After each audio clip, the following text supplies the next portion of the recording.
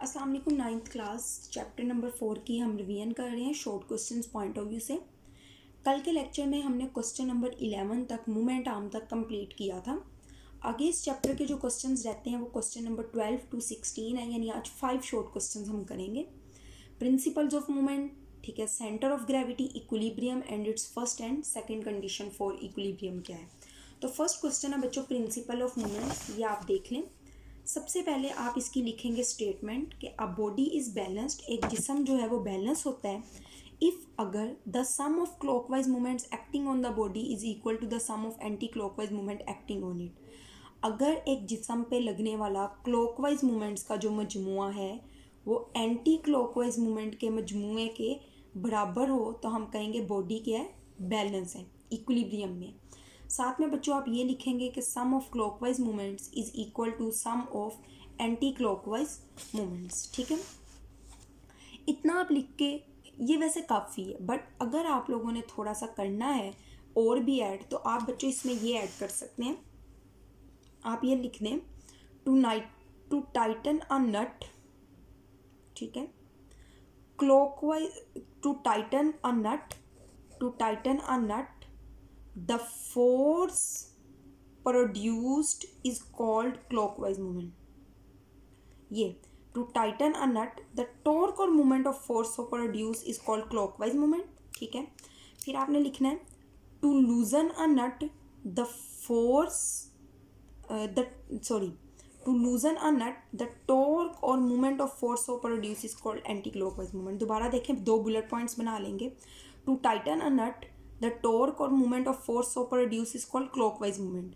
नट को टाइट करने के लिए जो होता है वो क्लॉकवाइज मूवमेंट होता है, और नट को to loose a nut the torque और movement of force so produce is called anti clockwise movement, उसको हम एंटी क्लॉकवाइज मूवमेंट्स कहते हैं। नेक्स्ट क्वेश्चन बच्चों क्वेश्चन नंबर 13 है और वो है define centre of gravity. Centre of gravity की तारीफ करें। इसकी स्टूडेंट्स आप सबसे पहले डेफिनेशन लिखेंगे कि the point where the whole weight of the body appears to act vertically downward is called centre of gravity of the body. Centre of gravity of a body किसी भी बॉडी का वो point है जहाँ पे उस जिस्म का तमाम वज़न अमूदन नीचे की जानिब अमल करता हुआ महसूस होता है। ठीक है, इसके साथ बच्चों फिर आप ये बुलेट पॉइंट ऐड करेंगे। ये इट इज़ यूजफुल, इट मतलब centre of gravity is useful to know the location of centre of gravity of a body in problem dealing with equilibrium. फ़ायदा क्या होता है इसका कि आपने कोई भी इक्विलिब्रियम मालूम करना है कि एक जिस्म किस पॉइंट पे इक्विलिब्रियम होगा, उससे रिलेटेड जो भी प्रॉब्लम होगी आप सेंटर ऑफ ग्रेविटी मालूम करेंगे। जहाँ पे सेंटर ऑफ ग्रेविटी होता है वही पॉइंट इक्विलिब्रियम वाला पॉइंट होता है। फिर आप सिंबल लिखेंगे कि इट इज़ रिप्रेजेंटेड बाय जी, इसका इजहार जी से किया जाता है। फिर बच्चों आप ये डायग्राम बनाएंगे। ठीक है, ये छोटे छोटे पार्टिकल्स हैं, हर पार्टिकल का वजन जो है आप देख सकते हैं एरो लगा के नीचे की तरफ है। फिर सेंटर में एक पॉइंट है, ये नीचे का इंटायर वेट, तमाम वजन, ठीक है, whole wait.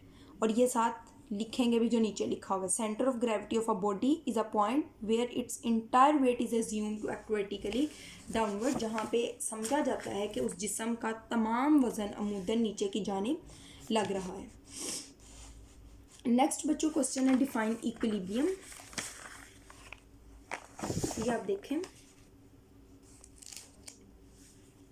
A body is said to be in equilibrium if no net force acts on it.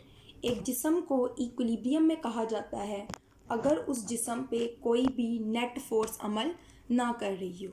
ठीक हो गया। फिर बच्चों आप इसके साथ बुलेट पॉइंट ऐड करेंगे कि अ body in equilibrium thus remains at rest और मूव्स विद यूनिफॉर्म वेलोसिटी, या तो रेस्ट में होता है या यूनिफॉर्म वेलोसिटी से हरकत करता है। फिर बच्चों थर्ड आप करेंगे इसकी एग्जांपल, पहले डेफिनेशन फिर बुलेट पॉइंट फिर एग्जांपल्स। एग्जांपल्स में बच्चों आप करेंगे a book lying on a table और a picture hanging on wall are at rest. ठीक है, इतना लिखेंगे, a book lying on a table और a picture hanging on a wall are at rest. इस तरह से एग्जाम्पल में एक बुलेट पॉइंट बना के लिख देना। दूसरा बुलेट पॉइंट बना के बच्चों आप लिखेंगे a car moving with uniform velocity on a level road and an aeroplane flying in the air with uniform velocity are the examples of bodies in equilibrium. एक एरोप्लेन स्ट्रेट लाइन में move कर रहा हो, ठीक है, एक car जो है वो लेवल रोड में मूव कर रही हो, ये सारी क्या है, यूनिफॉर्म वेलोसिटी में होती हैं। और हमने पढ़ा कि इक्विलिब्रियम में बॉडी या तो रेस्ट में होती है, यूनिफॉर्म वेलोसिटी। आपने रेस्ट वाली एग्जांपल भी ऐड कर ली, यूनिफॉर्म वेलोसिटी वाली एग्जांपल भी ऐड कर ली। नेक्स्ट क्वेश्चन है बच्चों, right first condition for equilibrium. Equilibrium की पहली शर्त लिखें। इसकी आप स्टार्ट से डेफिनेशन यहाँ से लेके यहाँ तक करेंगे। A body is set to satisfy first condition for equilibrium. एक जिस्म को कहा जाता है कि वो इक्विलिब्रियम की पहली शर्त पूरी कर रही है इफ़ अगर the resultant of all the forces acting on a body is zero. ठीक हो गया। फिर बच्चों आप यहाँ से लिखना शुरू करेंगे कि let n number of forces F1, F2 and F3 are acting on the body such that, यहाँ तक ये लिख के फिर आप लिखेंगे the symbol sigma is a Greek letter called sigma used for summation, जिसको मजमूए के लिए इस्तेमाल किया जाता है। फिर आप लिखेंगे ये 4.9 नहीं लिखेंगे, यहाँ पे भी 4.9 नहीं लिखेंगे, यहाँ पे आप 1 लिखेंगे तो यहाँ पे भी 1 लिखेंगे। Equation 1 is called the first condition for equilibrium. मसावात एक को इक्विलिब्रियम की पहली शर्त कहा जाता है। ठीक है बच्चों, इसके साथ फिर आप एग्जाम्पल ऐड करेंगे। एग्जाम्पल कहाँ पे है, ये A book lying on a table or a picture hanging on a wall are at rest and thus satisfy the first condition for equilibrium. अब पैराट्रूपर, ये भी आपने बुलेट पॉइंट्स में करना है। ये पहला बुलेट पॉइंट, यहाँ से दूसरा बुलेट पॉइंट। अब paratrooper coming down with terminal velocity also satisfy first condition for equilibrium. ये भी इक्विलिब्रियम में होता है और इक्विलिब्रियम की पहली शर्त पूरी करता है। एग्जाम्पल्स की हेडिंग बना के एग्जाम्पल्स में 2 बुलेट पॉइंट्स बच्चे आप ऐड करेंगे। अब नेक्स्ट क्वेश्चन है बच्चों, क्वेश्चन नंबर 16, जो कि हमारा लास्ट क्वेश्चन है। That is right second condition for equilibrium. Equilibrium की दूसरी शर्त लिखें। सिंपली यहाँ से लिखेंगे a body satisfy second condition for equilibrium when the resultant torque acting on it is zero. ठीक है, जब उस पर लगने वाला रिजल्टेंट टॉर्क क्या होता है, ज़ीरो होता है। Sigma torque is equal to zero. ठीक है, अब इसके अलावा बच्चों आप क्या लिखेंगे, बस ठीक है, बट अगर आप ये वाली एग्जांपल्स अपने वर्ड्स में एक्सप्लेन कर सकते हैं तो लिख लें। वैसे सेकंड कंडीशन बच्चों इतनी ही काफ़ी है।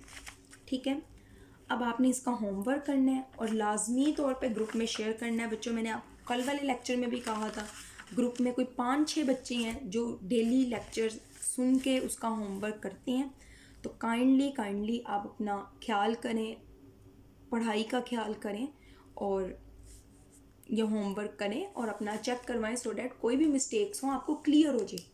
ठीक है बच्चे, आज के लिए इतना ही। इंशाल्लाह कल हम इस चैप्टर के न्यूमेरिकल्स करेंगे। अल्लाह हाफिज़।